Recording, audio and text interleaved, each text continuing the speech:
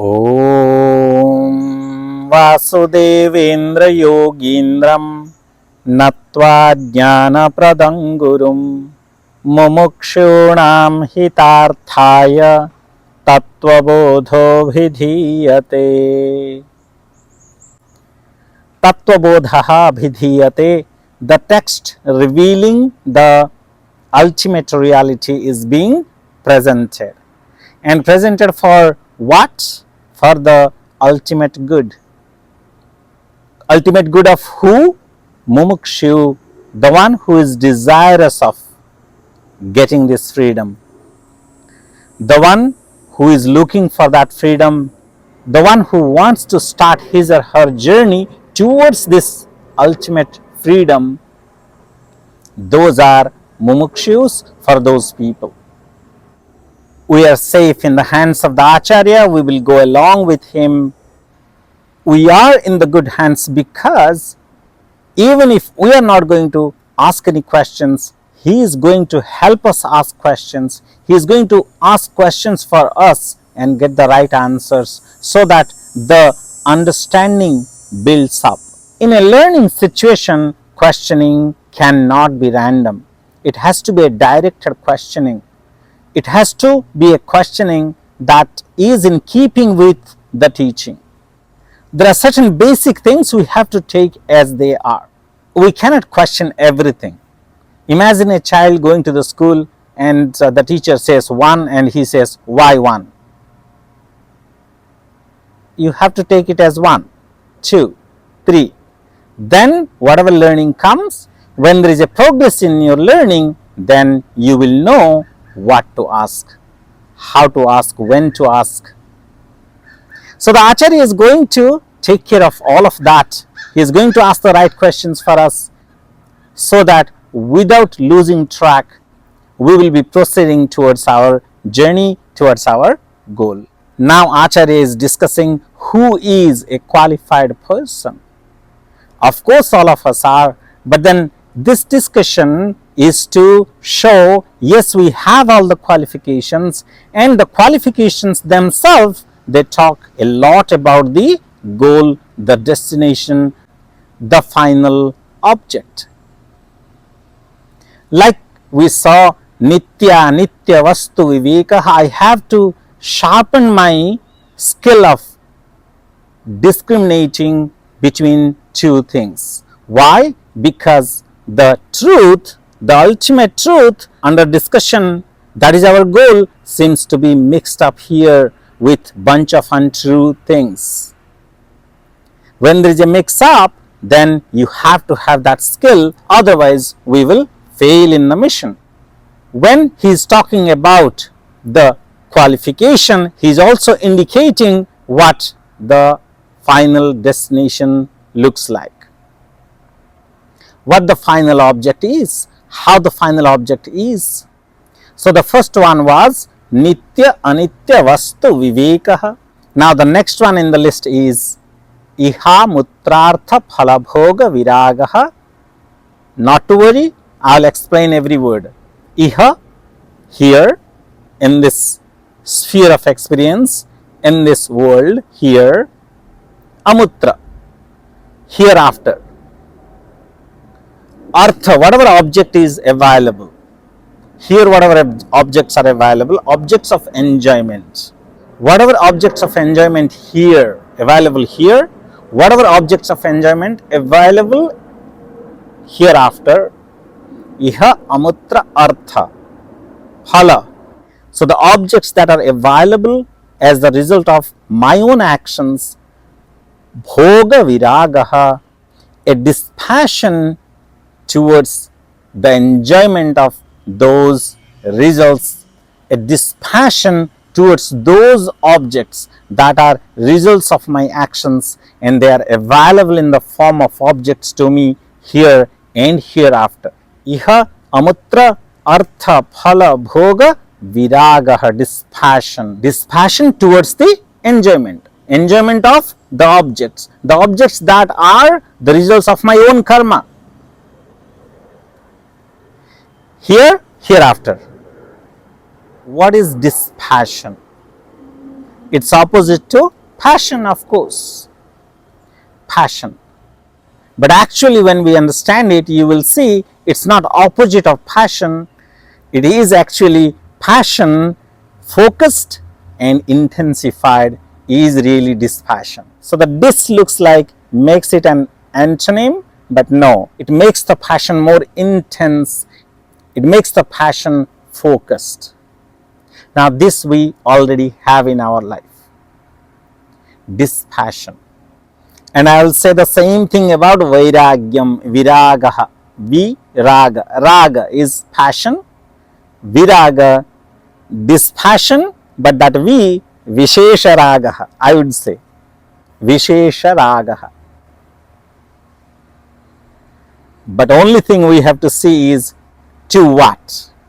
Let's understand it this way. When you were working for your career, when you were studying, when you were trying to get a job, what did you do? How did you work for that? You had to, for the time being, you had to suspend everything else. Let everything go and just focus on to one object. All that you need to get to that goal, whatever you needed to get to that goal, you focused there and you defocused. You changed your focus from everything else. You turn yourself away from everything else and just put your whole into one thing. That is dispassion. You don't entertain unnecessary things, and it happens every day. When you are driving, you focus on your driving, on your goal, on the road, the lights. You focus on the things that are related to your driving. You focus on the lights, you focus on pedestrians, you focus on the GPS if you are using, you make sure you check the blind spot while changing the lane. All this, whatever is related to the driving. When you are watching a movie, how many other things you have in your mind? The whole of you is into the movie. Along with the character, you cry, you laugh. Basically, the movie controls you for the entire 3 hours, 2 hours, 1.5 hours. Dispassion. For that time, you have dispassion for everything else in the world. Your passion is intensified, your passion is focused. So your passion is not scattered, your passion is together. Your passion has become the weapon to help you hit the goal. It has become the means to get to your goal. Knowing that there is an ultimate truth, there is knowledge of that ultimate truth which can free me, having the most valuable information that there is a truth, there is an ultimate truth that can free me from all my miseries, all my pain, not one at a time but at once. Once I know that, once I achieve that, it will give me that mukti, freedom, moksha, nirvana that I have been taking incarnation, for which I have been taking incarnation life after life. It will free me from all this. Knowing that when you put the whole of you into achieving that goal, then you obviously don't have time for anything else, to enjoy anything else, to go after anything else, to pursue anything else, to look at anything else. You are focused. Dispassion, vairagyam. You don't care. You don't care about other things. They are there okay, they are not there okay, they happen okay, they don't happen okay. Actually, this vairagyam, this dispassion we use in life all the time to get to our goals. This is the one. One is the knowledge of the goal, there is such thing, and then your dispassion towards everything else and your focus onto that goal.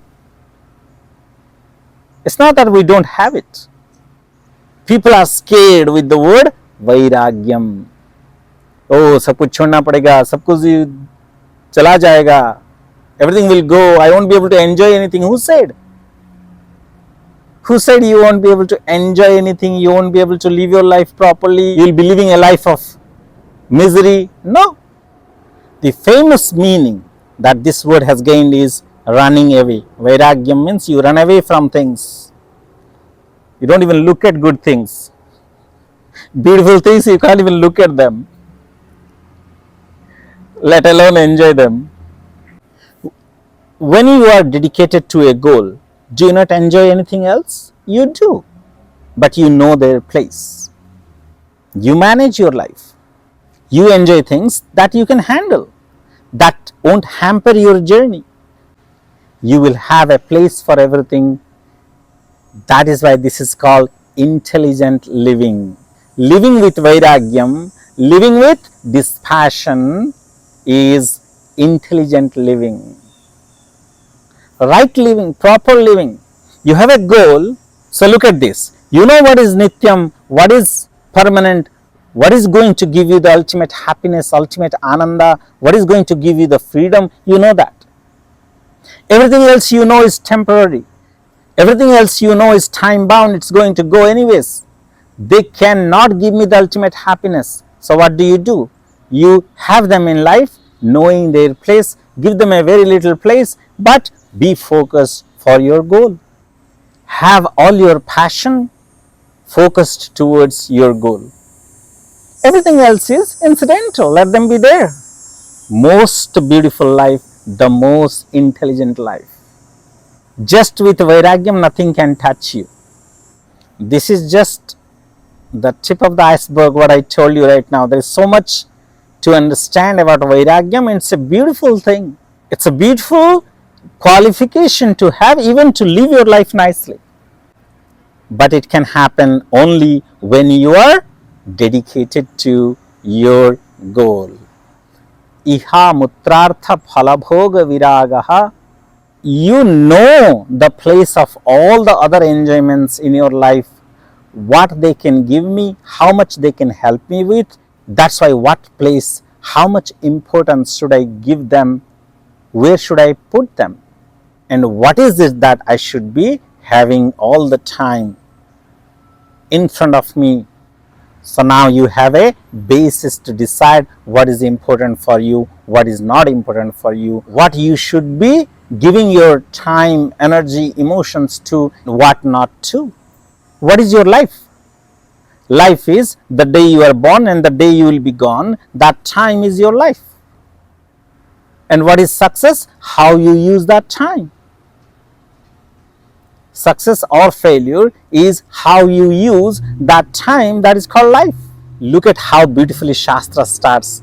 Nitya, Anitya. First introduction of a Vastu, an eternal Vastu. There is something, there is only one thing that is eternal. That is ultimate reality. That is the reality of everything. That is the ultimate reality. And that is not time bound. Nitya Vastu.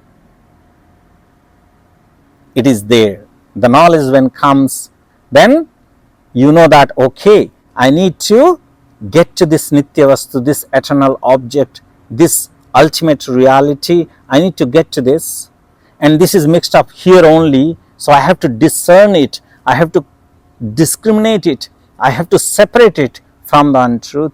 And to achieve that, if that is my goal, I have to have a focused mind. I have to put all my passion towards that. So I must have dispassion towards unnecessary other things, ephemeral things, temporary things. Does it not make perfect sense? Vairagyam. Second one, iha mutrartha phalabhoga viragaha. We will discuss further. There is so much to know about it. In the coming videos, in the advanced texts, we will look into it more in detail. Then we will go to the third one in the next video.